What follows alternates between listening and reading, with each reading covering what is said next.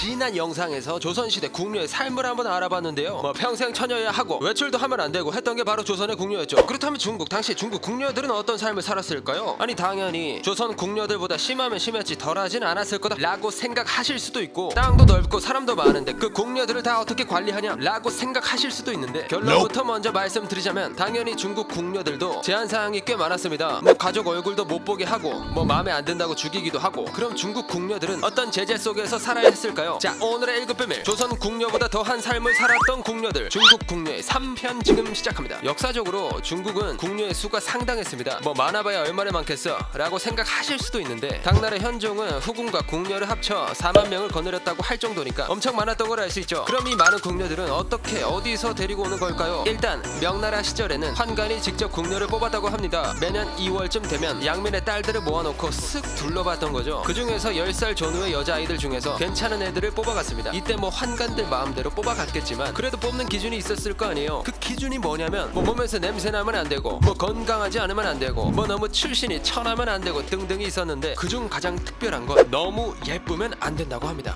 아니 예쁘면 좋은 거 아니야? 황제가 얼마나 좋아하겠어? 네, 그 황제가 너무 좋아해서 안 된다고 하죠. 아니 저 궁녀 너무 이쁜 거 아니야? 당장 내 침소로 들러 하라. 이렇게 황제의 마음을 사로잡으면 후궁이 될 거 아니에요. 그래서 이 궁녀가 후궁이 되는 걸 막기 위해서 너무 예쁘면 뽑지 않았다고 하죠. 뭐 이렇게 중국 내에서도 궁녀를 뽑긴 했지만 다른 나라 사람을 궁녀로 쓰기도 했는데, 그 시절 중국은 황제국이라고 해서 이웃 나라에서 궁녀를 받았습니다. 우리나라만 해도 삼국시대에서 조선시대까지 총 300명이 넘는 양갓집 교수를 궁녀로 보냈죠. 뭐 궁녀 뽑는 방법은 알겠는데 뽑은 다음에는 어떻게 됐는데, 일단 입궁을 하게 되면 가장 낮은 노비층으로 들어가게 됩니다. 그러다 보니 궁녀가 해선 안 되는 일들이 진짜 많았는데, 그런데 그 안 되는 것들이 조선의 궁녀랑 거의 비슷했습니다. 금지된 행동이 뭐뭐 있었냐면, 첫 번째 대화 금지. 조선의 궁녀들은 입단속을 위해서 지브리굴려를 했다고 했잖아요. 뭐 당연히 국내 기밀을 유출하면 안 되니까 뭐 이해는 하는데, 이 중국은 입단속을 시키는 게 좀 심했습니다. 어떻게 했냐면은 그냥 말을 못하게 했죠. 아예 입을 열 수가 없었던 거지. 실제로 권례에는 대화하는 자체가 금지됐다 보니 궁녀들끼리는 손바닥을 가볍게 치는 식으로 의사소통을 했다고 하죠. 심지어 명나라, 청나라의 궁녀들은 글조차 알면 안 됐는데, 그래서 입궁을 하게 되면 글을 안 가르치고 무슨 일을 해야 하는지 배우는 실습만 했다고 합니다. 그 교육 담당자가 누구였냐면 바로 선배 궁녀들이었죠. 그런데 문제는 이 선배들이 엄청 진짜 엄했다는 거지. 말 안 들으면 진짜 때리기까지 했습니다. 이게 그냥 손바닥 몇 대 맞기 이런 게 아니라 진짜 엄청났는데, 뭐 무릎 꿇기, 엉덩이 채찍질은 기본이고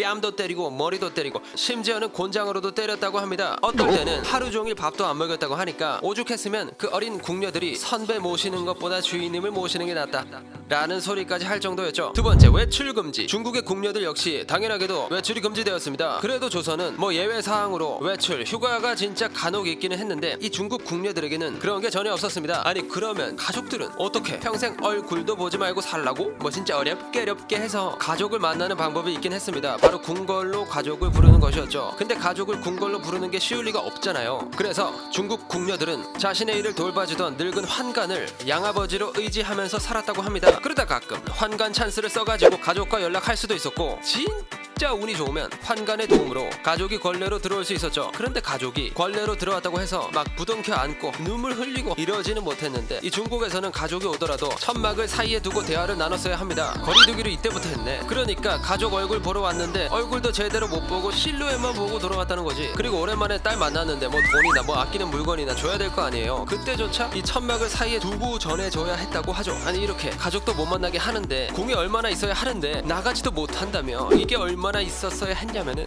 whole life, 평생 있었어야 했습니다. 명나라 때 궁녀는 한번 궁에 들어오면 죽을 때까지 있었어야 했는데, 명나라를 모시던 황제가 죽으면 가까이 있던 궁녀들을 황제와 같이 순장을 시켰습니다. 이때 죽음을 앞둔 궁녀들에게는 그대로 맛있는 음식을 줬다고 하죠. 그리고 막 남이 죽여버린 건 아니고 자기 스스로 올가미에 목을 매게 해서 생을 마감했다고 합니다. 이후 청나라 때는 이 궁녀들을 평생 궁에 있게 하진 않았는데요. 아니 궁녀들이 평생 궁내에 있었다고? 아니 이게 말이 돼? 앞으로 궁녀의 나이를 13세에서 25세까지로 제한해. 이렇게 청나라 때는 25세가 되면 궁 밖으로 나갈 수 있었죠. 그러다 보니 명나라 때 총 9,000명 정도였던 궁녀 수가 청나라 때는 500에서 600명 정도로 줄어들었다고 합니다. 이렇게 25세가 딱 돼서 출궁한 궁녀들은 결혼도 마음껏 할 수가 있었는데요. 궁에서 생활했다는 이유만으로 신분이 상승돼 관직에 있는 높은 사람과 결혼하는 예가 많았다고 하죠. 마지막, 성생활 금지. 당연히 진짜 당연히 궁녀들의 성생활은 금지되었습니다. 궁녀들은 모두 황제 여자 이러는데 막 연애도 하고 할 순 없잖아요. 그런데 평생을 궁에 있어야 되는데 이 욕구를 계속 참을 순 없잖아. 그래서 이 욕구를 해결하기 위해 위해 여러 방법들을 사용하곤 했는데 가장 대표적인 경우가 비밀 연애였습니다. 국내의 환관들과 뜨거운 사랑을 나눴던 건데 물론 들키면 바로 사형이었죠. 근데 이게 시간이 지나면 지날수록 환관이랑 연애한다는 궁녀가 너무 많은 거야. 아니 좀 적당히 좀 하라니까 적당히를 모르네. 에휴, 나 이제 모르겠다. 이런 식으로 처벌의 한계를 느낀 조정은 알고도 모르는 척 해줬다고 합니다. 그러자 명나라 후기에는 궁녀와 환관들이 대놓고 연애도 하고 심지어 결혼까지 했다고 하죠. 이 밖에도 과부나 비구니들을 불러다가 동성애를 하는 경우도 있었고 궁 밖에 남자와 하는 경우도 있었는데요. 중국에는 궁에서 외로워하는 궁녀를 위해 몰래 소년들을 실어주는 수레가 있었다고 합니다. 이를 흑사 검은 수레라고 불렀는데 이 수레는 소년들을 싣고 궁 안으로 들어가 궁녀의 욕구를 해결해주게끔 했다고 하죠. 그리고 사랑이 다 끝나면 소년들을 다시 태우고 바깥으로 빠져나갔다고 합니다. 이렇게 목숨을 걸고 연애나 사랑을 했던 궁녀들에게도 합법적인 사랑이 존재하긴 했는데요. 그 방법은 바로 황제의 눈에 드는 것. 물론 가능성이 아주 희박했지만 궁녀들은 신분 상승의 찬스였다 보니 항상 황제의 눈에 들기 위해 최선을 다했습니다. 그렇게 해서 황제의 낙점을 받은 궁녀들은 황제의 침실로 향하는데요. 이때 옷은 모두 벗고 알몸인 채로 가야 했다고 합니다. 옷 속에 뭐 칼이나 그런 거 숨기고 들어갈 수도 있으니까 그렇게 황제와 관계를 가지고 운이 좋으면 후궁까지도 될 수가 있었죠. 만약에 애라도 가졌다? 그러면 바로 후궁은 아니었고 중국에서는 이 애를 낳을지